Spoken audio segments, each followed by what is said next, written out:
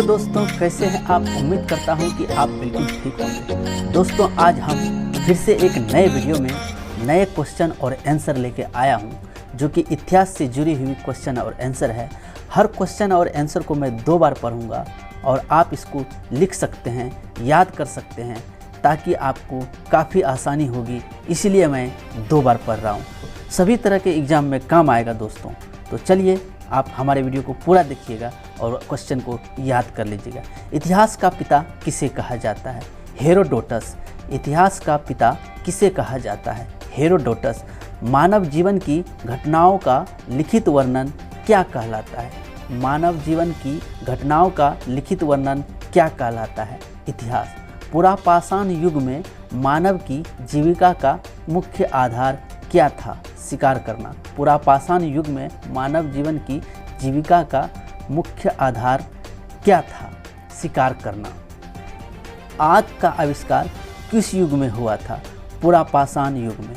आग का आविष्कार किस युग में हुआ था? पुरापाषाण युग में। पहिए का आविष्कार किस युग में हुआ था? नवपाषाण युग में। पहिए का आविष्कार किस युग में हुआ था? नवपाषाण युग में। हड़प्पा सभ्यता का प्रचलित नाम क्या है? सिंधु घाटी की सभ्यता। हड़प्पा सभ्यता का प्रचलित नाम क्या है? सिंधु घाटी की सभ्यता। सिंधु की घाटी सभ्यता में सर्वप्रथम घोड़े के अवशेष कहाँ मिले थे? सुरकोटदा में। सिंधु की घाटी सभ्यता में सर्वप्रथम घोड़े के अवशेष कहाँ मिले थे? सुरकोटदा में। सिंधु घाटी सभ्यता के लोगों का मुख्य व्यवसाय क्या था? व्यापार। सिंधु घाटी सभ्यता के लोगों का मुख्य व्यवसाय क्या था? व्यापार। सिंधु की घाटी सभ्यता में घर किससे बने थे? ईंटों से। सिंधु की घाटी सभ्यता में घर किससे बने थे? ईंटों से। हड़प्पा के लोग कौन सी फसल में सबसे आगे थे? कपास की फसल में। हड़प्पा के लोग कौन सी फसल में सबसे आगे थे? कपास की फसल में। भारत में मुद्रा का प्रचलन कब हुआ था? 600 ईसा पूर्व। भारत में मुद्रा का प्रचलन कब हुआ था? 600 ईसा पूर्व। किस शासक ने अवंती को जीतकर मगध का हिस्सा बना दिया? शिशुनाग ने। किस शासक ने अवंती को जीतकर मगध का हिस्सा बना दिया? शिशुनाग ने। 6ठी सदी में भारत का सबसे शक्तिशाली राज्य कौन सा था? मगध। 6ठी सदी में भारत का सबसे शक्तिशाली राज्य कौन सा था? मगध। किस शासक को नियमित व स्थानीय सेना वाला कहा जाता था? बिंबिसार को। किस शासक को नियमित व स्थानीय सेना रखने वाला कहा जाता था? बिंबिसार को। गृहपति का अर्थ क्या है? धनी किसान। गृहपति का अर्थ क्या है? धनी किसान। किस शासक ने राज्यारोहण के लिए अपने पिता की हत्या की तथा बाद में वह अपने पुत्र द्वारा मारा गया? अजातशत्रु। किस शासक ने राज्यारोहण के लिए अपने पिता की हत्या की तथा बाद में वह अपने पुत्र द्वारा मारा गया? अजातशत्रु। विश्व का प्रथम गणतंत्र किसके द्वारा और कहाँ स्थापित किया गया? लिच्छवी वंश द्वारा वैशाली में। विश्व का प्रथम गणतंत्र किसके द्वारा और कहाँ स्थापित किया गया? लिच्छवी वंश द्वारा वैशाली में। महाजन पदों का उदय कब हुआ? 6ठी शताब्दी में। महाजन पदों का उदय कब हुआ? 6ठी शताब्दी में। किस जैन ग्रंथ में 16 महाजन पदों का वर्णन है, जो अंगुत्तर निकाय से थोड़ा अलग है?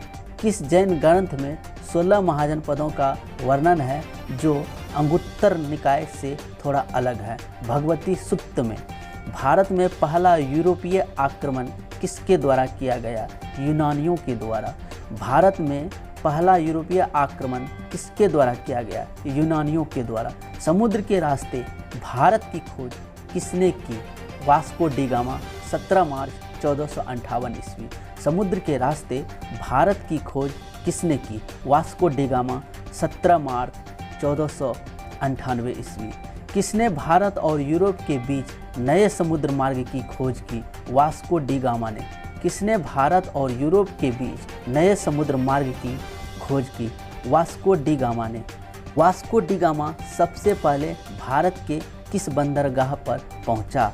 पश्चिमी तट पर स्थित कालीकट बंदरगाह। वास्को डी गामा सबसे पहले भारत के किस बंदरगाह पर पहुंचा? पश्चिमी तट पर स्थित कालीकट बंदरगाह पे। भारत में प्रथम पुर्तगाली वायसराय बनकर कौन आया? 1505 ईस्वी में फ्रांसिस्को द अल्मेडा। भारत में प्रथम पुर्तगाली वायसराय बनकर कौन आया? 1505 ईसा में फ्रांसिस्को द अल्मेडा। पुर्तगालियों ने अपनी व्यापारिक कोठी कहाँ खोली? कोचीन में। पुर्तगालियों ने अपनी व्यापारिक कोठी कहाँ खोली? कोचीन में। पुर्तगालियों के बाद भारत में कौन यूरोपीय आए? डच। पुर्तगालियों के बाद भारत में कौन यूरोपीय आए? डच।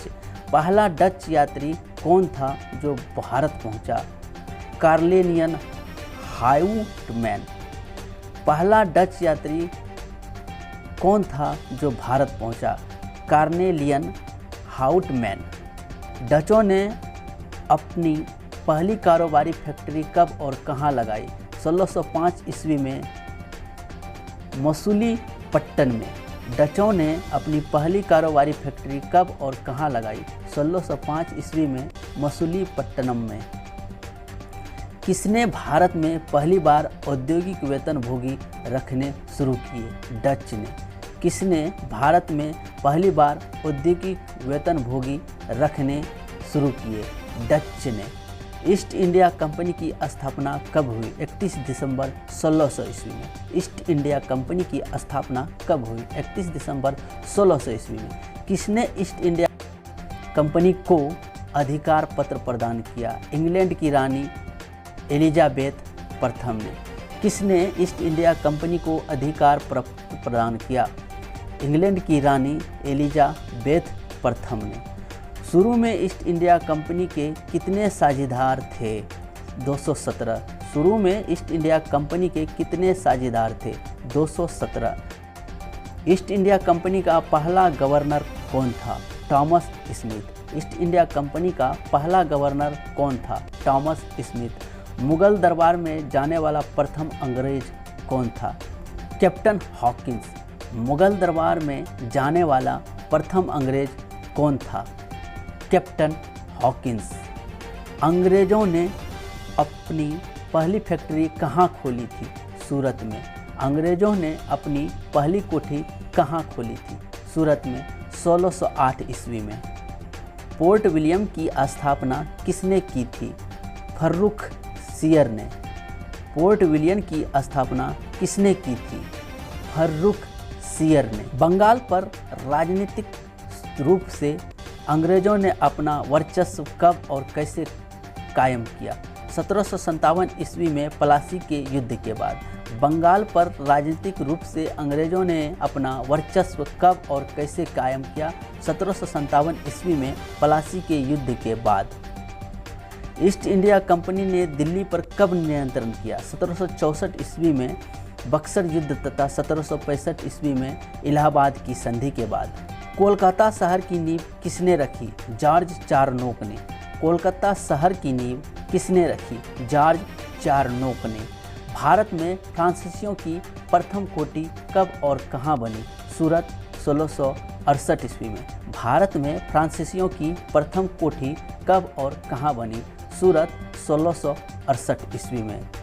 तो दोस्तों, कैसा लगा हमारी दी हुई जानकारी? अगर हमारी दी हुई जानकारी अच्छा लगा तो वीडियो को लाइक करें, शेयर करें, और हाँ, अगर आप हमारे चैनल पे नए आए हैं तो प्लीज़ दोस्त आप हमारे चैनल को सब्सक्राइब कर लें और बेल आइकॉन बटन को दबा दें, ताकि जो भी हम नए नए जानकारी अपलोड करेंगे उसकी नोटिफिकेशन आपके पास सबसे पहले पहुंचेगा और आप सफलता की ओर जाएंगे दोस्तों।